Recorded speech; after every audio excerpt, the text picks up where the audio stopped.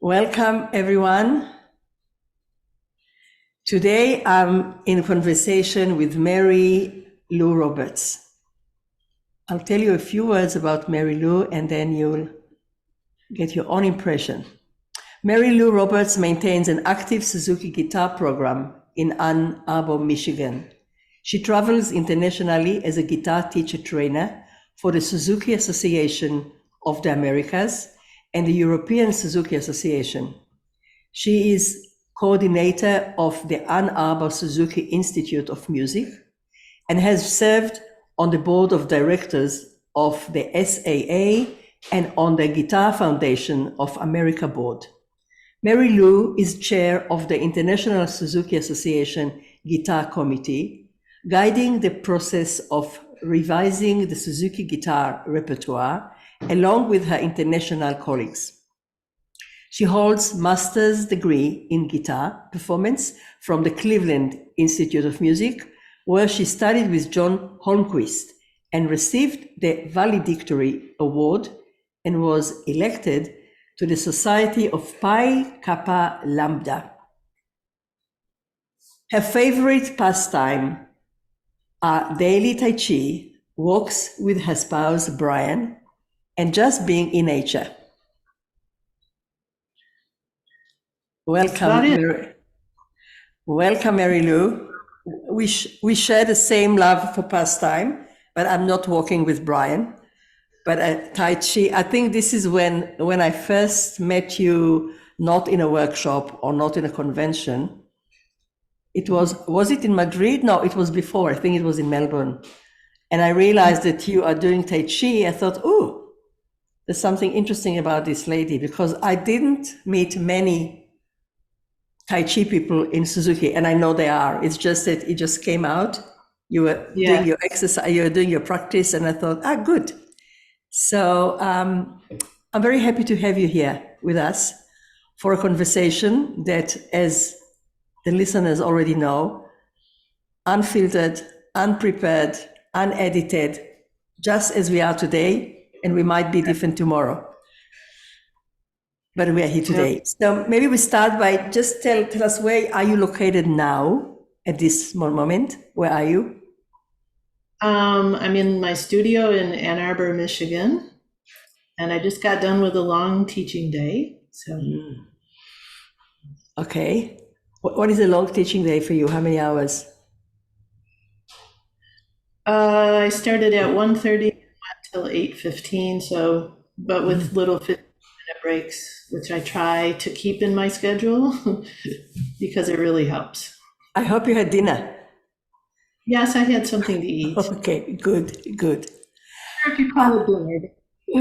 Okay, so as I know, you are traveling a lot, as I said in the introduction, and I think we even met in one of the workshops in Ireland as well. Right, yeah.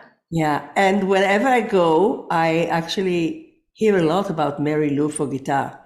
And I want to say that as a Suzuki piano teacher trainer, guitar was not there when I first started. Guitar, we had a violin, cello, piano. We didn't even have flute when we started. I'm talking ancient times. So would you mind actually telling the listeners a little bit about the history of the guitar? I mean, whatever you feel might be of interest, when it started or how it started and why it started. Yes. Well, I wasn't involved in Suzuki when guitar started, so I have no personal experience with the beginning. I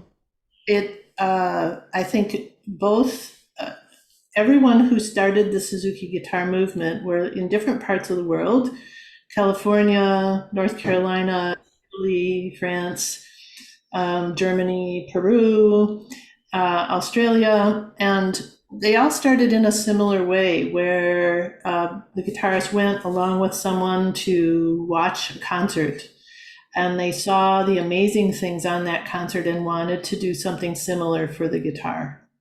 And for me, it was the same thing. I was teaching Suzuki theory at the Cleveland Institute of Music to all the Suzuki kids in different levels. I loved teaching them about note reading. And I thought I would love to do this for the guitarists. And I saw how enthusiastic they were. Boys would stand around in the hallway and play the Bach double for fun, just kind of like, yeah, that was a good thing to do.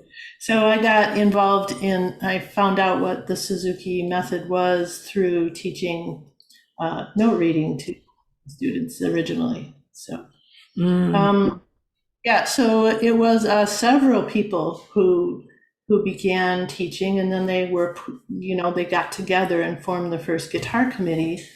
I can't even really tell you what year it was accurately. That's but, okay.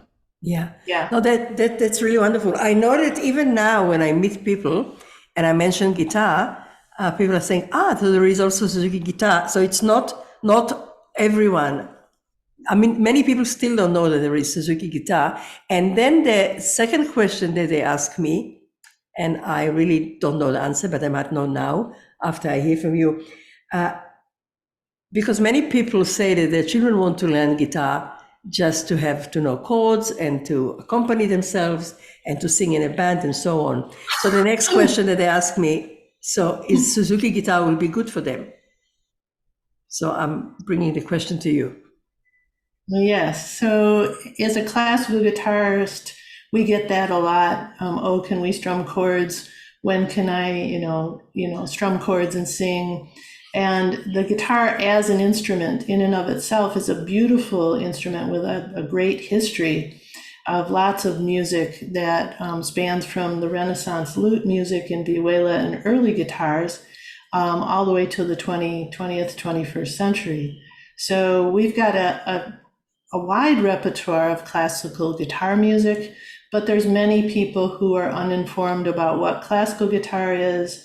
They think that chords are easy, and they come and that's why observation is so important starting out in guitar. Come and watch.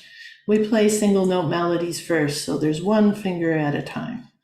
You don't have a whole bunch of notes on your first try of playing. It's impossible, right?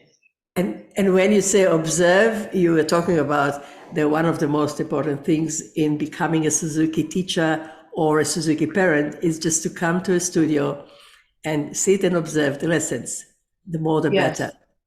Yes. Yeah. So, okay. So I got the answer about the instrument, but as we know, music is not the main thing. Music is secondary. We are teaching Suzuki because we are mainly educators and we are using our instrument, your guitar, I piano, as a vehicle for the whole being of the child. And I'm really interested. I know that you do Tai Chi, and I know that things which go with the energy, development of energy, the importance of energy, soul, all the words that we use in our training. What do you feel? I don't think I ever talked to you about it, but I know that it's a conversation that arises many times, especially with teacher trainers. In today's world, and the world is changing, and we don't know if the world is changing as much as we know, we are aware it is changing because the way we are connected and disconnected in other things. How do you feel in today's world? Maybe I'll just break the question into small questions, like in Suzuki, small steps. Okay. How do you feel Suzuki as a philosophy, not in method yet, fits in today's world, or does it fit? Yes. I think the Suzuki philosophy fits really well in today's world. It's just that we have to find ways to bring it out more and to adapt to the people that we're teaching. The first rule of communication is know who you're talking to and know a little bit about them and their needs, right? But I I had a student who graduated from, I had him since he was 3 years old. So as a graduation present, I gave him Nurtured by Love. And it was summertime and he read it. And he came back, and this is an 18-year-old boy, young man. He came back and said, I said, did you read the book? And he said, yeah, it was really amazing. He said, kids today need Suzuki now more than ever. And that's how I feel. I think that's how I feel about it too. That it's more important to teach body awareness, relaxation, listening to other people, respect, trying something new, being flexible. Those things are hugely important now, more important than ever before. They're a human skill that we need in going forward in our times. So yeah, I think it's really important now, and it's a lot of work to keep finding new ways to bring it to families and bring it to the children we see. So I love it. I have also a student who finished a few years ago and came to visit me, and he asked me if I am willing for him to talk about Suzuki as he is talking to he's doing his doctorate in marine biology. And he said, is it okay that I talk to my students about Suzuki? Do you think I know well enough about Suzuki? Because I feel this is something which everyone needs to do today. So it really warmed my heart when somebody who is not pursuing music knows the importance of Suzuki, which is a bit like the student that you're telling. So MaryLou, what do you feel is the main challenge? I mean, you talked about finding the ways and adapting, which we'll go a little bit more in depth a bit later. What do you think are the main difficulties or challenges to teach the Suzuki approach nowadays? Yeah, I have to laugh. I think of course, the first thing that came to mind is the parents, because I'm having to instruct the parents to help their child, to support their child. Like, the child will be in the lesson and they won't be, it's time to go to play position. Or if they're in group class and it's time to go to play position and they're not doing it, I'm having to coax the parents like, and now you go put the guitar in play position and help him learn to slant. And now help him get ready on, like talk him through it. And they just sit there and look at their kids like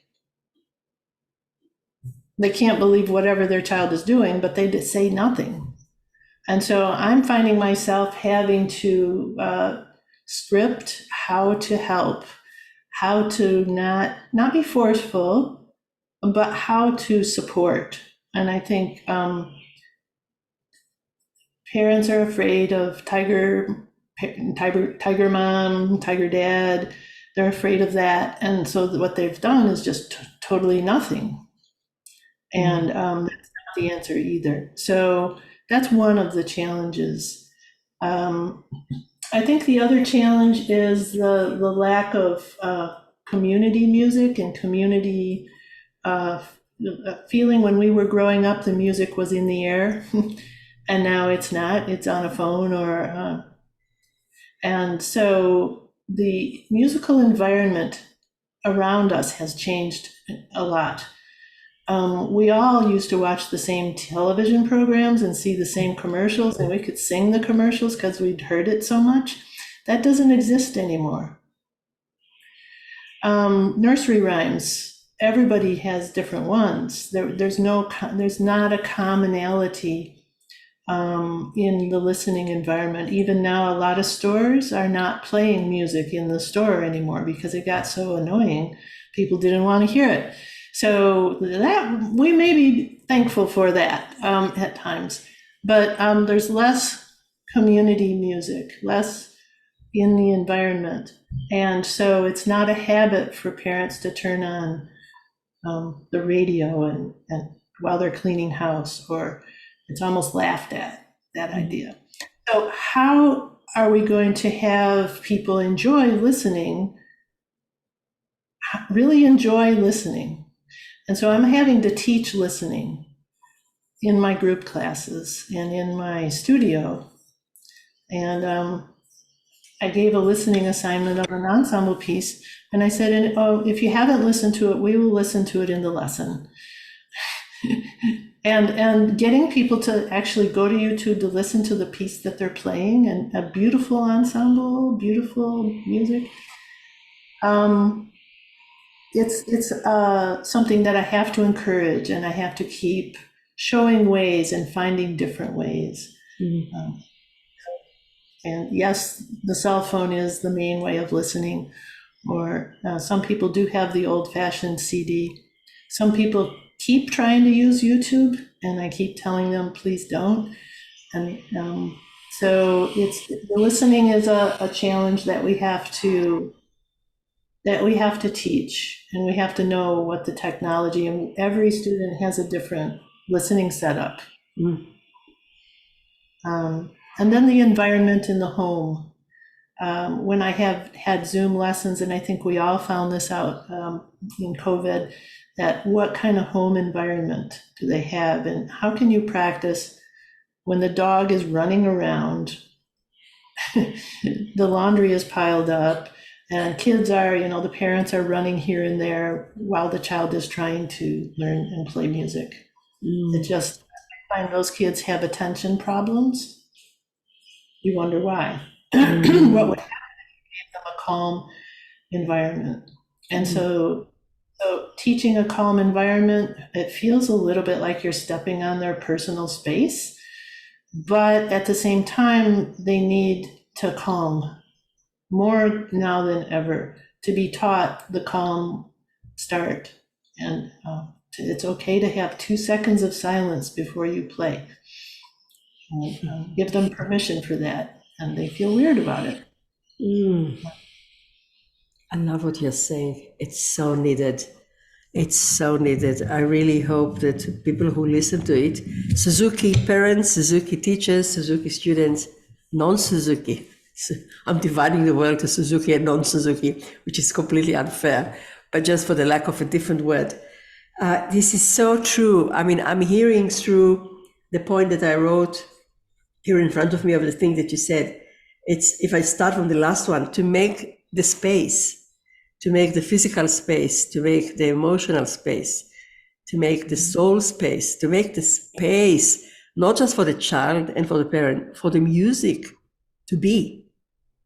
That's so true, because we seem to be very advanced in technology and communication, but actually, as you said, we have lost a lot on the quality of sound, on the culture of listening.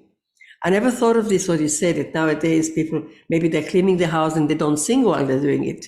I know that one of the things which I'll share with you, my background, everybody was thinking that I'm a musician because my father loved music. He could hum all the operas, and he knew every piece that the radio just played the first chord. He knew exactly what is piece and what opus and so on. So he was the knowledgeable person in the family. But actually not. When they ask me how come I love music, I tell them, no, that's not because of my father. It's because of my mother. My mother loved singing. And we used to sing from the time I remember myself. I'm singing. My mother always said that I was singing before I started talking. But that's due to her, that's thanks to her. She was the whole time singing. So we were singing when we were sad, we were singing when we were happy, we were singing when we were angry. And many times I find myself, almost the whole time, singing to myself. And sometimes by my song that I sing, and it doesn't need to be a song, just, a hum or whatever. I say, oh, actually I'm sad. I'm happy. The song tells me about my feeling. That's music is the immediate connection with our heart. So I haven't thought of this, what you said. It actually, this is in a way lacking in our environment. Yes. And the big question, how can we help people to bring it back, even if not the whole world, just one person at a time? So when you said I teach them how to listen, would you mind telling us a little bit more about how you do it? Because that's something which I think all of us need to know. Yes. Well, demonstrating in the lesson is a 10-second or a 20-second sound bite of listening. And so when I'm playing and demonstrating something to my students, what are they doing? They're not looking at me. They're not even paying attention. So I have to say things like, "Can you watch my hands?" And so then they watch my hands, and I kind of, if I'm doing something expressive, am I getting louder here? I have to ask them questions to bring them in at first. And their listening attention span is very short when they first start out. At group class, when they're supposed to listen to someone else, this is a real telling time, because some of them just get bored looking, or like hanging over their guitars or something like that. And so I have to teach them that you can listen to your people next to you, and you can sit and relaxed and be calm inside. And let's see if you think this is a 1, 2, 1, 2 song, or is this a 1, 2, 3, 1, 2, 3 song? And then I ask them afterwards.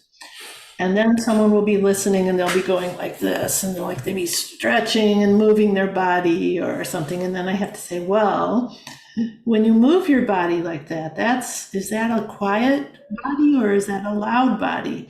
And are you distracting the person playing? Well, yeah, right? I take them all through that so that they understand it's a matter of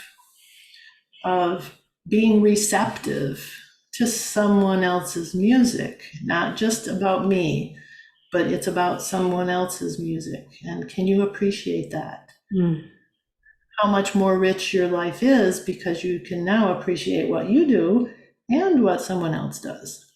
And so, yeah, I find that's how I teach listening. And then I also use technology in my studio here. I have a old-fashioned CD player, and well, if they haven't listened and they can't sing the piece, and what do I do? So I get out the recording, and this is something that when I grew up, I grew up in a musical singing household, but not terribly structured at all. And so I really didn't know how to listen to instrumental music. My family was all about the words and everything. So when I took a music appreciation course, and the teacher just played music, and he stood up in front and he said, okay, and now here comes the surprise moment, and then you heard it. And then, okay, now this is development section. We're going to go listen to that key, and now it's going to circle back, and can you hear it's going to arrive somewhere? He talked us through the piece, and I learned to listen to different aspects of the music from that.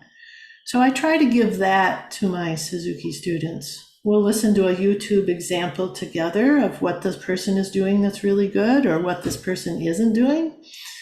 And we listen to the Suzuki reference recordings, and I point out, okay, here's the part where it slows down, and now we're getting to this arrival point, so it's getting loud. I just try to describe and guide their listening, as if someone were just a really interested friend, and you're going along saying, oh, that's really cool the way that arrived right there. Oh my gosh, they took the dynamics down, and that was a surprise. I think that's what people had done informally in the past, and that's not something that's done now. Yeah. So it's interesting. So now we have to initiate the things that were a part of our natural environment before. And maybe this is why, I'm just thinking, maybe this is why there are many people, and it includes teachers and parents, that don't think everything that you actually said need to be taught or guided or nurtured for a child. Like how many times children hear the word listen. Now, before they hear us saying about listening, they hear the parents saying, listen, I'm listening. No, listen. So listen has become a very vague, sometimes even unpopular word. Listen, what is listen? And you just take, from what I'm hearing, you take this word and you make an idea out of it, and you make something which is tangible. This is how we listen. This is to what we listen, and we do it together. So it becomes a habit. It's so important, because we all know that this is based, it's a mother tongue approach is based on listening, but it's not that we have to take for granted that people know how to listen. Yes, because it matters more what they hear. Exactly. Easily be ignored. Yeah. And it's interesting, and I hope really it gets to the heart and ears of many other teachers, because many times in training, when people ask me, so what do you do when a child hasn't listened to the music or to the piece at home? And I said, not a problem. Usually the question is, how do you convince the parent? And I said, no, in the lesson, we just listen together. And they say, but that doesn't the parent actually becomes angry or disappointed that you do something that they can do at home? And I say, yeah, but they don't do it home. So it's not as a punishment. Maybe they don't do it because they don't know how to do it. And I'm really glad that you're actually pointing and stressing it, how important it is. Let's do it together. Yes. I would say, in addition to that, when they don't listen, there's other ways to handle it as well. I could listen to it together, and that would be me supporting the student. Mm-hmm. If the student's having a tough time, I will do that for them. I will come to them. There is some times where I will say, well, we can't start the next piece until you listen to it. And I'll ask them to hum, how does the new song start? How does it go? Can you just hum a little bit of it? And they have a total blank. This is a great demonstration for parents. Like, he has no idea how this song goes. How can we teach it if he doesn't know what it is? Mm-hmm. How can he even want to play it? So right? True. So we will start the song when you can hum it. So your assignment is to listen to the recording and then listen to it enough that you can hum the melody and hum it together. And you give it to the parent to do. And that's when they're younger. I would do a rescue listen for maybe when they're a little older and feeling stressed, or preteens kind of thing, going through stages that I don't want to get too pushy. But with the younger ones, I absolutely in book one give that as an assignment, a listening assignment. Did you call it rescue listening? Rescue listening, yeah. What do you mean, rescue listening? That means you haven't done your listening at home, and I'm going to help you out by demonstrating what you could have done at home. And yeah, that's it's a really rescue. Yeah.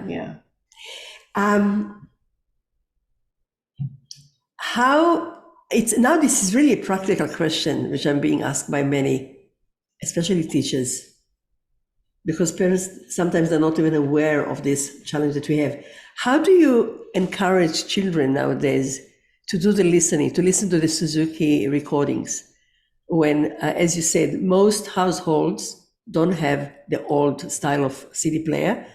I'm usually asking them to get one. It's very cheap nowadays, but I'm not sure how much they really listen, and not all of them. So how do you how is the practical listening done at home by your guidance? I ask, when do you find that you can play the recording? When do you listen? When do you usually? And I don't ask the child, I ask the parent, and then the parent will say, did you listen? And I'll say, no, sorry, that's your assignment. And just smile, and it's sorry, but it is, and they know it. Yeah. Put it off on their child. So I make sure to talk to the parents about when is listening, when is the best time to listen. I try to say it in as kind of a inquiring way, a nice way, and suggest times before bedtime, getting up in the morning. I had one student who his listening was really bad, and I said, do you listen every day? And he says, oh yeah, right away in the morning. And it turned out that he got up and got dressed and got out of his room where the music was, like, with only one or two songs listened to. So the whole CD. So I inquire about how you're listening. Like, is it in the background? Are you doing some listening before practice? Intentional listening, where you sit down and, maybe follow along the page as they get older and they're doing a little bit of reading. So ask questions to find out their listening mode, their listening habits. And yeah, there are a few students that the parents expect them to turn it on, and they're usually older beginners. And so that can work, but you still have to talk with them about it and ask them when they're going to do that. Yeah, yeah. So most of them will listen to a digital player via internet, or will this be on their devices, like on the computer. Some people download the MP3s from the website, or onto their phones. Yeah. More likely. Okay. Yeah. So yeah, listening. It's not just listen. It's how you listen, and we have a whole area here of continue developing the ability to listen. And then when you said about we need to find ways and we need to adapt, what do you find, MaryLou, that nowadays in the 21st century is the thing that you are, maybe I shouldn't say struggling, maybe I'll say maybe you're not struggling, but something that you put the focus in order to adapt the ways of teaching Suzuki? Or maybe let me ask before, you've been a teacher for many years. Yeah. Do you find that there are things that you do today differently that you did when you started? Oh yeah. You want to Multiple share times. a few? Adapting ways of teaching.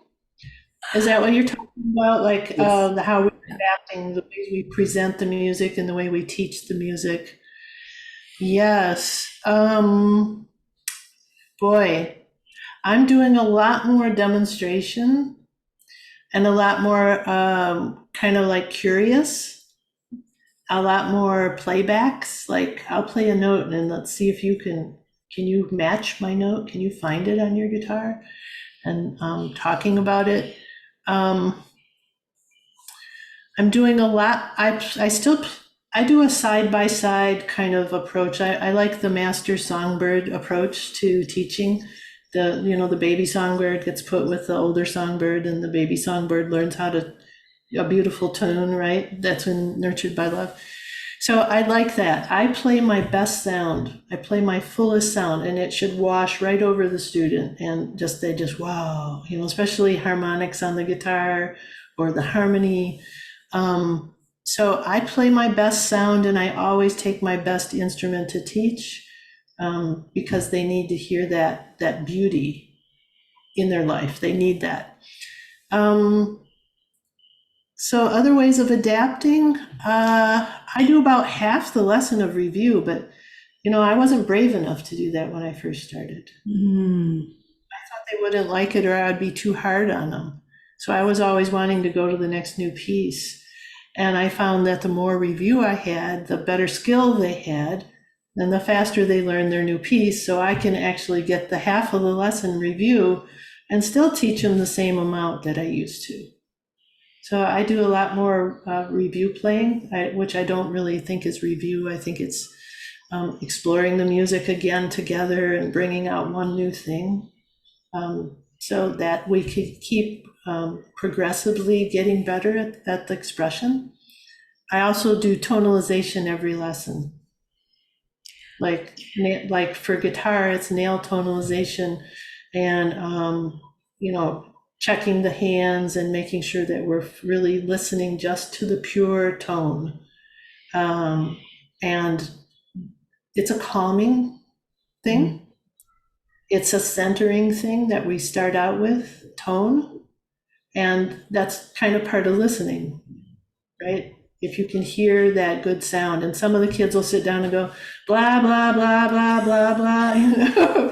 and so that's where they're at, and that's fine. And I think one of the things that I've changed and adapted to is accepting the blah, blah, blah moments. That's way south and saying, yeah, I can hear you. I understand that.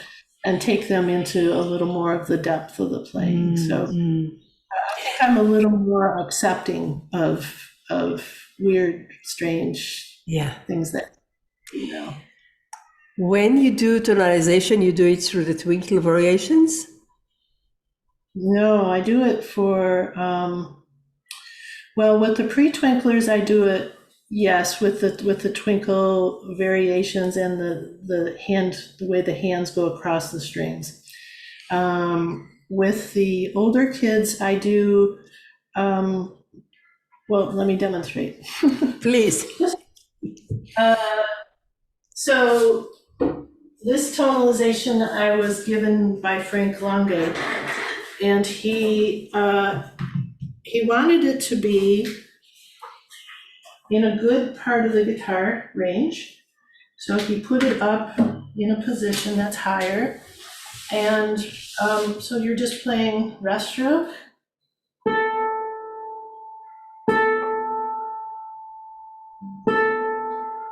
And then free stroke.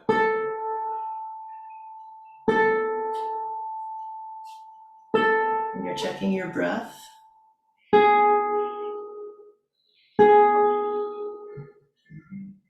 Pressing the string down. Swinging the finger back. Listening to the end of the note. Feeling the weight over the strings. Keeping your back tall.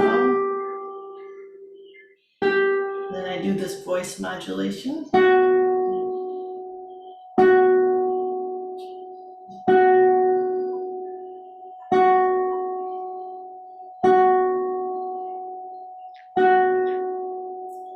So whatever the student comes in with, they're learning this focus and this calm and this listening, which is connected to your senses. They're sensing the music and feeling the music. Then they're ready to play after that. Thank you. I'm ready to play. I definitely feel ready to play. I just want to repeat what you said, because this is something that I'm going to quote you with other teachers. When your answer was not like maybe expected, but I didn't expect you actually to answer as expected. Which was, I make sure that parents will do this and people will do this. No, you said, I'm trying to play the best I can and let the sound wash over the student. Yes. It's sacred, what you said, because in it, I find almost everything which has to do with the way we want to teach or we want to learn. I mean, I'm not learning the guitar, but by you sitting now, even if it was via Zoom, and I'm sure it's even much better when I sit with you in the room, because I can get all the energy. But even just sitting now with you, and I'm not playing the guitar, and just listening and watching you, I could feel this music washing over me, and I'm in a ready place to learn more. I want more now. Right.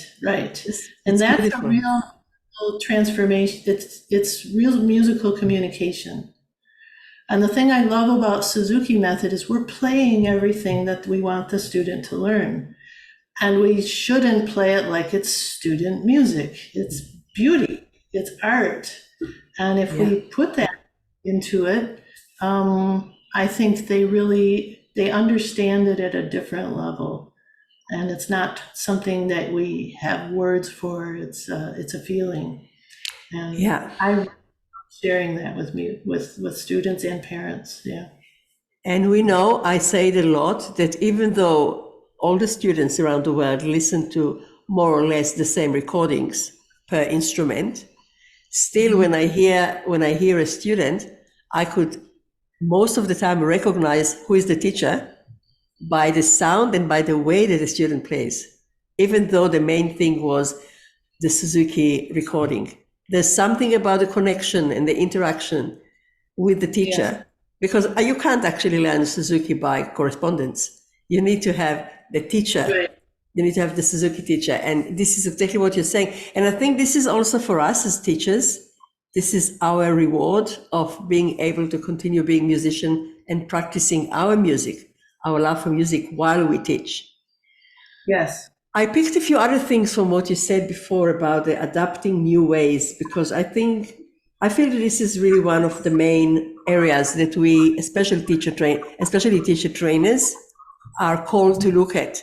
How can we adjust, or how can you continue to apply the Suzuki principle, the Suzuki legacy in today's world? Because like you, I feel today the world is, or like your student said, the world needs Suzuki even more. And what I'm getting from what you said before, and please add any more thing if you feel, or if you feel that actually I didn't get the right thing there, is that you said that you allow yourself now, when you're not a beginner teacher, to do things that you could not allow yourself to do before. You didn't dare doing or whatever. And I think in a way, and tell me if this is also your experience, definitely I find it in my teaching, as I'm getting old, I'm allowing myself to do less, realizing how much more actually it is. So as you said, it's not the next song, and it's not how much repertoire can you do, and in what book you're playing, and what graduation level have you accomplished, but it's the level and depth of your sound. And for this, we use different gimmicks. We use more of the playing together, of the demonstrating, of creating the community, of listening to the tone, of completely settling into the music. Mm-hmm. What do you think? What do you have to add to this? Yeah, I'd say on the level of depth that people are used to really quick results. In the video game, you get 10,000 points for going at the right time, right? And the level of depth that people can feel and can appreciate and do, it's very shallow sometimes, and you have to take them step by step into those levels of depth. And so I try to monitor how it's being received by the student and how it's being received by the parent. And if I'm seeing them respond, I'll keep going. If I'm seeing kind of like that, a little sigh or a little tension or a little something, I'll stop, because that depth is too much for the student to understand. So taking people into this kind of a deeper understanding of music is a delicate thing. I don't want to make them stay on a piece so long that they feel that they aren't progressing, that they aren't getting anything done, that they're not like doing the right thing. They feel like they've done something wrong sometimes, if you're not careful about how you teach the depth. So I want to make sure that they understand all the good things that they're doing, and how many times in my career, in my lessons, it just wasn't done. You weren't told what you were good at. You were told how to get better. And oh my gosh, in the Suzuki method, we get to tell people what they really got. That was really, really amazing. The beautiful sound that you got out of those harmonics or that passage. And then they do it more, and then they can do it more because they understand, hey, I did something good, right? Even if it's just a little thing. So I guess I didn't dare tell people. I always thought that if I told people too much about what they were doing good, that they would get a big head that would get over. I see through to their heart more, and I see what I can say honestly to them, because children are very honest, and they know when you're just pastily kind of complimenting them to be a nice Suzuki teacher, and but they really do it well. They know that you can't get by with that. You actually have to find a real thing that they did well, and yeah. So sometimes we laugh. Everybody copy what the student just did. I said this tonight at group class, she's doing it right, do what she's doing. And she said, that's the first time you ever told me that, because she usually isn't the one who gets things right. So it was a big compliment for her. Mm. And so I guess that's a human depth, Yeah. that you take them where they can be taken. And, yeah. And there are a few things here, as you said. I mean, most of us have been brought up usually to know what we are not doing well in order to help us getting better.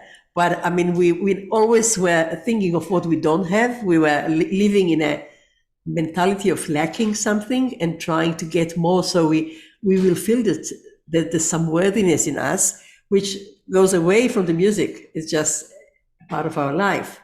And then you added the thing of praising or giving good feedback, but you insisted it needs to be honest, because I see the other part many times. Like I'll see people, parents, teachers saying, "Wonderful, fantastic," and sometimes I see even the child surprised.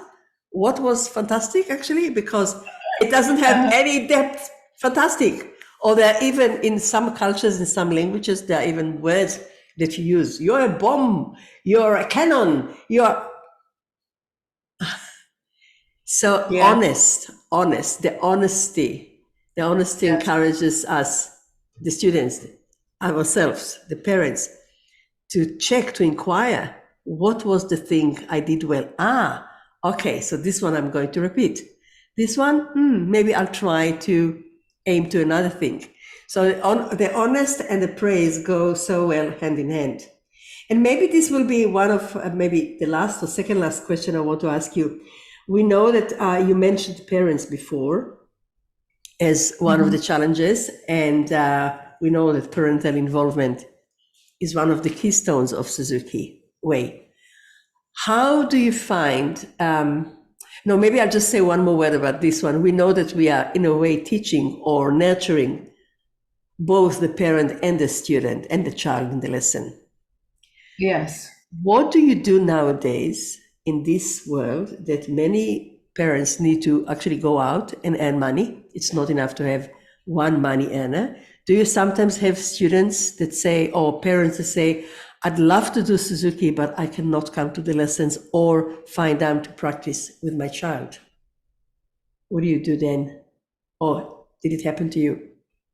No, and I don't have any, everybody works. It's all two families. I don't have any stay-at-home moms in my studio. Everybody works, of course. It's just the way it is. So I help them. When you get home from work, okay, you're going to be tired, you're going to fix supper, and maybe he can play for you then. You can have your practice while you're getting supper ready, or right after supper, or while you're relaxing. So I help people, but everybody works and nobody has time. It's just a fact. You have to help them find time for music, and so everybody has a different thing. So I inquire, when is the best time to practice for your family? And I used to be afraid to ask that as well. But I find that I get really a wide variety of answers. I encourage the parents of the teenagers, just once in a while, go into where they're playing and listen to them and just smile. And just, let them know that you appreciate what they're doing in your own way. And I had a student come to me, and he's a student with particular lots of learning problems. And he's a teenager, and I had told this to his mother, and he came into the lesson, and I said, well, how's your piece coming along? And he said, really great. My mom said I sounded really good. And his face was beaming. Like, I hadn't heard that from his mother in a long time. And I think we are nurtured by love on every stage of our life, that babies are loved into existence, right? Well, True. the children are loved into existence, and it's the parents who appreciate what their child is doing, and that's how they love their children, and their children bloom and grow wherever they are, because of that. So I don't know if I answered your question, but Oh, much more. In most of the questions that I'm asking you, I'm getting much more than just an answer to my question. Just take me like yeah, I feel sometimes like an Alice in Wonderland. I really love it. Another one which I'm getting children loved into existence. So, yes, so yes. beautiful. And I'm hearing you and I'm putting myself in the head of a parent who is not yet involved in Suzuki, but is very much interested and intrigued by the philosophy and think, oh, I'm not sure if I have the time. I'm so busy. And yes, I know everyone is busy, but I might not be like I see many Suzuki parents saying, I'm not a good Suzuki parent. I need to be a better parent as a Suzuki parent. And which is not true in most cases. And just I think of this parent that think, actually, maybe I can be a Suzuki parent because MaryLou is making it sound that is doable. I don't have to sit there for the half an hour or hour with my notebook and pencil and tick and give orders to my child, do this and do this and do this and supervise the practice. I can fix dinner while I'm doing it. I can just love my child into his musical existence. So this is definitely something which needs to be changed, which needed to be changed in today's world. And it wasn't like I got the idea from watching old Dr. Suzuki videos. There's the one video of birch trees and violins, which I saw, I forget where, but it shows the rice fields and the parents are working in the rice field while the little girl is playing her violin. That's exactly what I wrote here. I wanted to ask you if you saw this video, and I of course you have. And the other one was the washing machine. The boy was playing next to the mother was doing the laundry. So art isn't the big quote I love about Suzuki. Art isn't in some far off place. Yeah. It's in our life, right? And so I try to get the parents, I feel that parent involvement is, yes, okay, you take notes in the lesson and then you read the notes before the child plays and you listen to them play, but you shouldn't be sitting there like, okay, practice. Okay, teacher says this, okay, do that. They should be showing interest, a love in what their child is doing, and be the conscious mind for their child before their child has a good conscious grasp on things. So, just being together. And I find that with my own children, when I practiced with them and struggled with them, and I struggled, I did laundry, I cooked, and we grew up together, my children and I. Mm-hmm.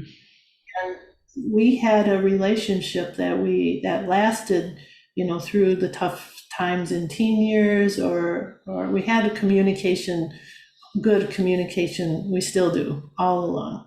We can talk about anything together. So I really feel that this being with your child is part of the Suzuki method. And I feel so good to help parents connect with their own child. And be there together. So, and that's the thing that our world needs. So parent education, I have everybody read Nurtured by Love because that's the original inspiration. Yeah. And okay, maybe if they only read the first 40 pages, they still get the idea from the original source. Yeah. And they like tough times, and I find that also younger teachers are afraid to tell, they say, oh, there's this really good book and it's Nurtured by Love and you can read it if you want to. I just say, I have all parents read Nurtured by Love so that you'll understand the process in my studio, in the teaching of what we're doing together. And I haven't ever had anybody say, oh, I don't like this, I don't want to do it. Or I don't think I can do it, because I don't make it sound like something that's impossible for them, because I truly believe everybody can talk. So that means busy parents who work and who don't think they have time, they can still talk, and so they can still find a way. And I'll do anything I can to help them with that. Connect with your child. It's just too important to not do. And most parents, if not all parents, always report that the Suzuki parenting have made them better parents. They enjoy Yes. parenting more. Not that they were worse before, but they gave them tools of how to listen to the child, how to be with the child, how to observe the child, how to understand the child. And as a mother, I didn't know that. I mean, I'm looking at my kid going, why is she doing that? I have no idea. Everybody needs something to learn. Beautiful opportunity. Do you know, when we've been in this profession, doesn't sound even right to call it profession, in this vocation, it's a better word, for all these years, we've got the moments that we will cherish forever. One of them for me was when I had a family with 3 girls learning many years ago.